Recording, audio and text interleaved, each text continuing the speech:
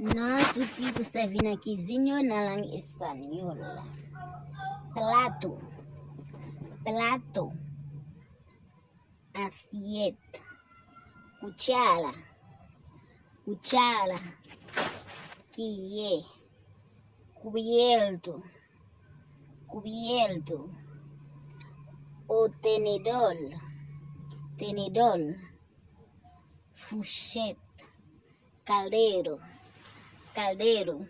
Chaudière. Candelo. Candelo. Diffé. Cuchalon. Cuchalon. Groquillet. Estufa. Estufa. Four. Cocina. Cocina. Cuisine. Cutillo. Cutillo. Couteau.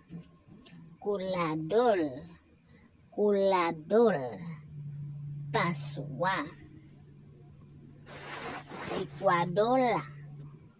Licuadora. Blender. Taza.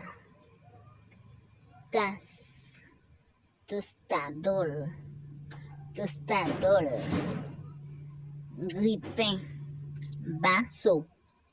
Vaso. V. Nevera. Nevera. Frigideira.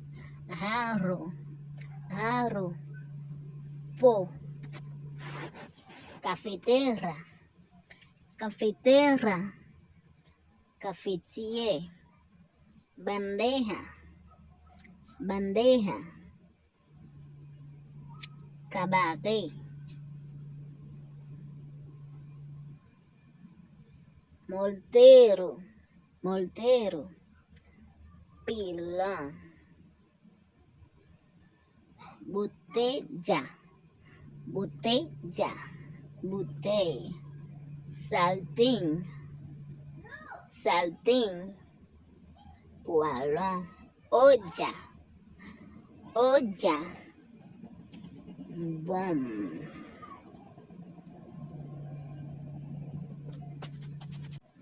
Ok mes amis, c'est la nourriture avec vous pour une autre vidéo à la prochaine. Et pas oublier, nous la gagnons vidéo chaque mercredi sur channel. Ok? Abonnez, partagez, likez.